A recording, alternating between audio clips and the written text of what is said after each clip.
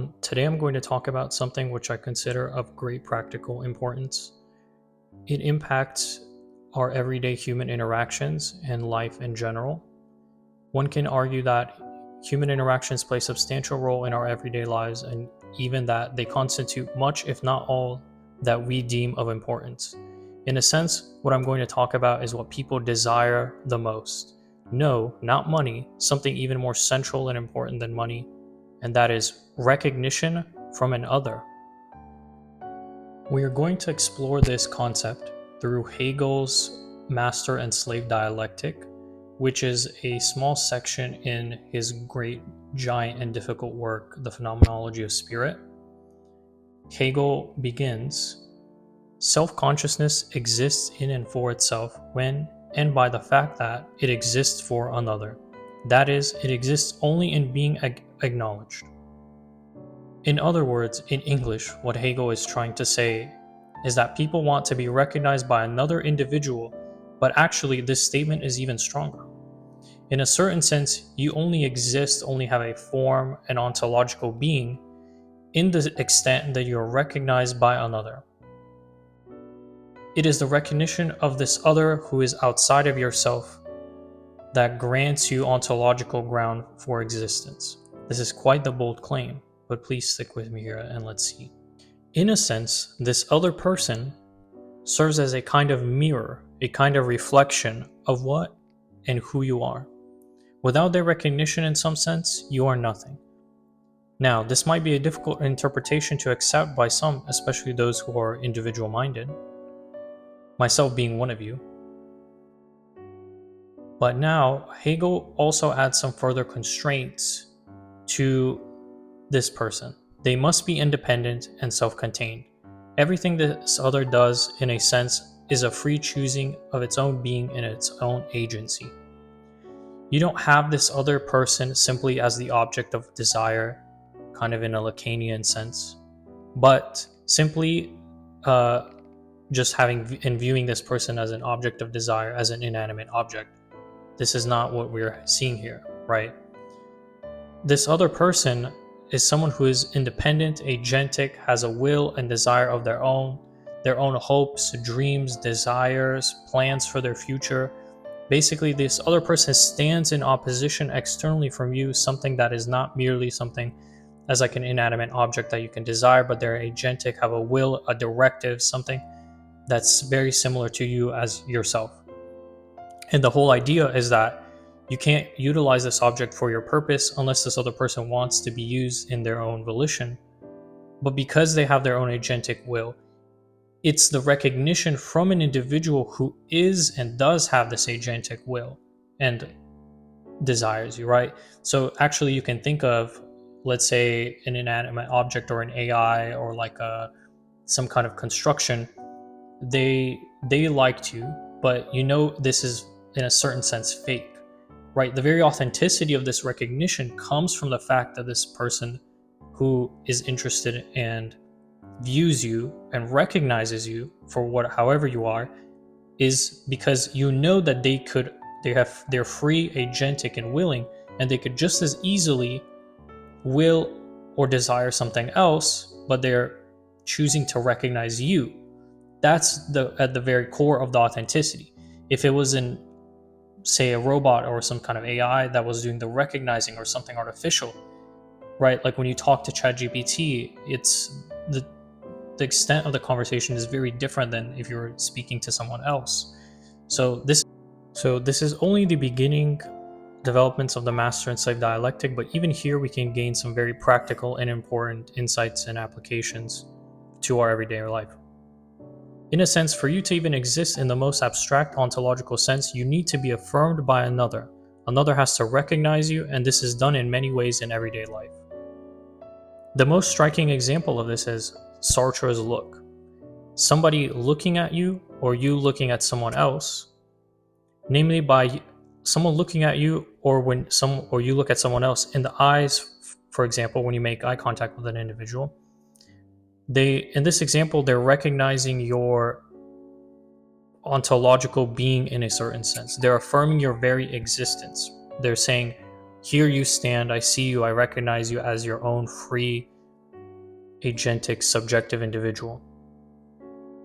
And by looking at you and recognizing them, conversely, when someone does not look at you in the same fundamental ontological sense, you are not even recognized, and your existence, in a certain sense, is negated, and your very being is negated, right? So the look here plays an extremely important role, because by a simple glance, by a simple look, you are at least at the minimum recognizing that individual.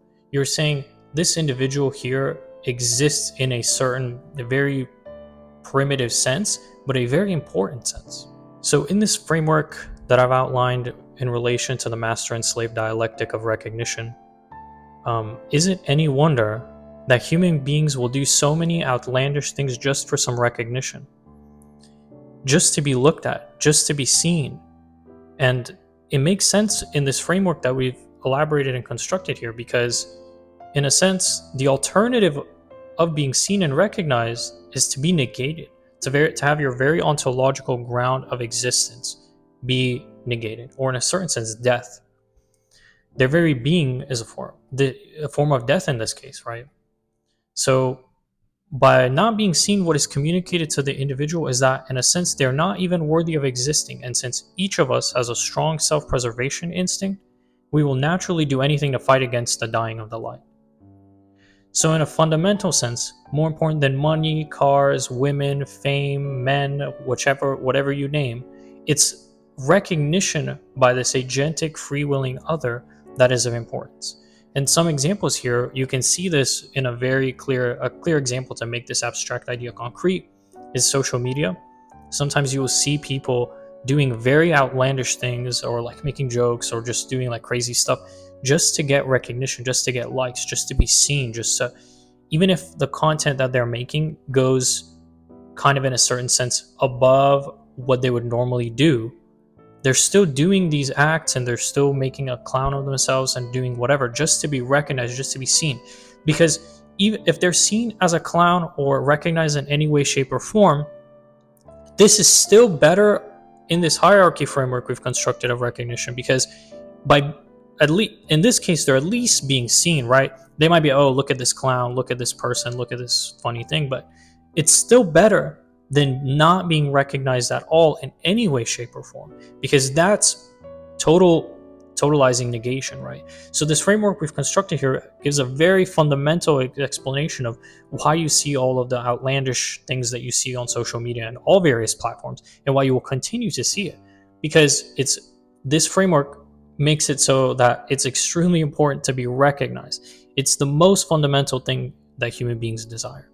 I want to provide another example just to kind of concretize this notion. Basically, let's say I know someone who is very good at finance, and he has a lot of great investment ideas. What he does, though, is he actually like puts that out in like a blog kind of way, just to show other people, oh, these are my investment ideas. He's already wealthy and he already has so much money, but he's putting out his ideas not so much so that he can make more money from them. He could probably make more if he didn't announce his positions and trades, because that way it would make it easier for him to get a better price, right? Like less information is priced into that.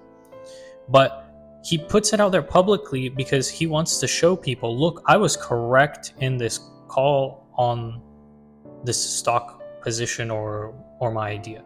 Basically, he wants people to recognize that he was correct in an idea, that he was correct in his ideas, that basically he has value, right? And it's this recognition that he's seeking more so even than money, right? So this is very important. And actually, I want to say that this is so fundamental in this framework of recognition in this outline of the Hegel's master and slave dialectic, which, by the way, I will go into more detail. There's so much more depth and layers to this later on, but for right now, just stick with me here. It's just this other and you, and they're agentic and free willing, and they recognize you.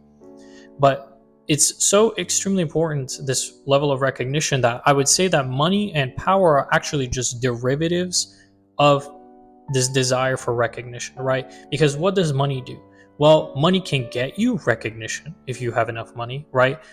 In various forms. Maybe you buy nicer clothes, maybe you drive a nicer car, maybe you can do some cosmetic surgeries, whatever the case may be, money can gain you that recognition.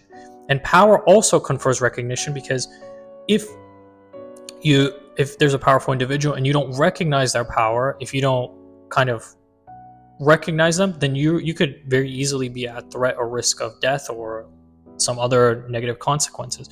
So even these things that people traditionally consider as the most important things, as say like money and power, are derivative of this other concept that I think is the most fundamental, which is recognition. And again, just to recap, why this concept is so important is because to be recognized in the most fundamental sense, I want this to sink in, is that your existence is affirmed. Your existence is recognized. You are something in the most abstract sense that you can think, right? If you are not seen, if you are not recognized, if you are not looked at, it's as if you don't even have an existence. It's as if you are nothing. It's as if you're basically dead. And like I mentioned, we have, as human beings, we have this natural self-preservation instinct. So this idea of not getting recognized is actually basically death to us. So we fight strongly against this. We fight very strongly against this dying of the light. And actually, I think I can maybe talk about it further in my next video when I further elaborate on this concept. But I think many social ailments that we are seeing, where people lash out and do these very violent and aggressive and unrecognizable things, are within this framework of they are just seeking recognition. Because if they commit these violent acts and random movements, at least they're recognized. At least they're in the news. At least people know them for even a brief flickering of their meaningless existence. But the alternative, if they didn't do that, is they would just disappear into mere abstraction, into nothingness. And they're so fighting against that they'll do anything for recognition. And with that, I conclude part 1.